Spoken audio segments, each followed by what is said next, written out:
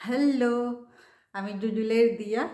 আমি আজকে একটা ফুলকপি আলু দিয়ে তরকারি, মটরশুঁটি দিয়ে তরকারি নিয়ে এসেছি। এটা একদমই শুকনো শুকনো তরকারি হবে।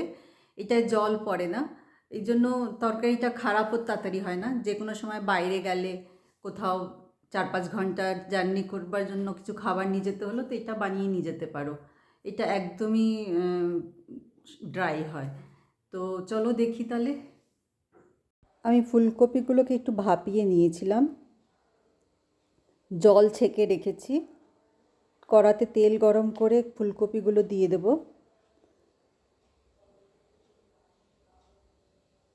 সামান্য একটু নুন হলুদ দেব।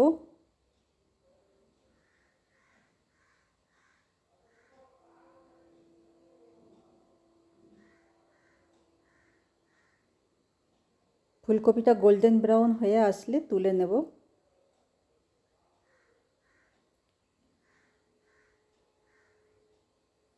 এই তেলেই আমরা আলুটাও ভাজবো। আলুটাতে একটু নুন হলুদ দিয়ে আমরা গ্যাস কমিয়ে ঢেকে ঢেকে ভাজবো।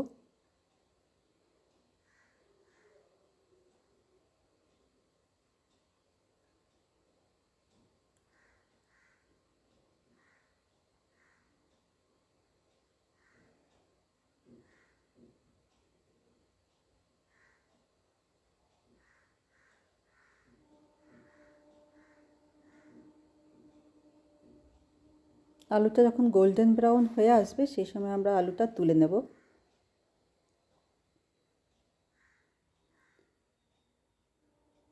সামান্য আরেকটু তেল দিয়ে একটা মিডিয়াম সাইজের পেঁয়াজ কুচানো দিয়ে দেবো।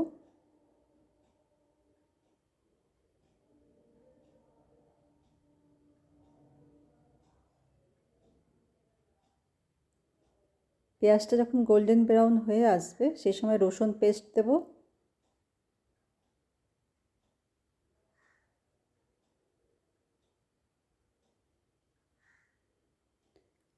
হাফ চামচের মতন আদা পেস্ট দেব। যখন রসুনের কাঁচা গন্ধটা চলে যাবে, সেই সময় আমরা একটা টমেটো, মিডিয়াম সাইজের টমেটো কুচিয়ে দিয়ে দেবো। নুনটা এই সময় দিয়ে দেবো। 1 চামচের মতন ধনে গুঁড়ো, 1 চামচ জিরে গুঁড়ো, হাফ চামচ লঙ্কার গুঁড়ো আর হাফ চামচের মতন হলুদ দেব।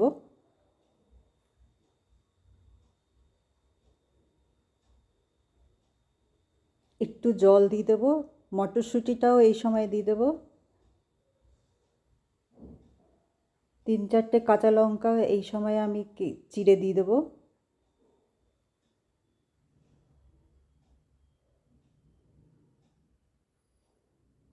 ভালো করে সব কিছু মিশিয়ে নেব। এই সময় ভাজা ফুলকপি আলুগুলোও দিয়ে দেবো।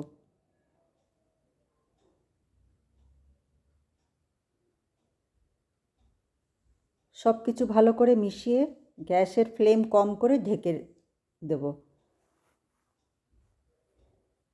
মাঝে মাঝে ঢাকনা খুলে নাড়া দেব। গ্যাসের ফ্লেম কমই থাকবে। যখন আলু ফুলকপিটা সিদ্ধ হয়ে যাবে, সেই সময় 1 চামচের মতন গরম মশলা দেব। ভালো লাগলে লাইক কমেন্ট শেয়ার করো। আমার চ্যানেলটা একটু সাবস্ক্রাইব করে নিও। নামানোর আগে ধনেপাতা দেব। ধনেপাতাটা অপশনাল, যদি বাইরে কোথাও নিয়ে যাও ধনেপাতাটা অ্যাভয়েড করতে পারো। হয়ে গেল আলু ফুলকপির তরকারি। ভালো লাগলে আমাকে কমেন্ট করে জানিও। তাহলে আবার পরে দেখা হবে, আর একটা নতুন রেসিপি নিয়ে তোমাদের কাছে আসবো। ভালো থেকো, সুস্থ থেকো। টাটা। Thank you.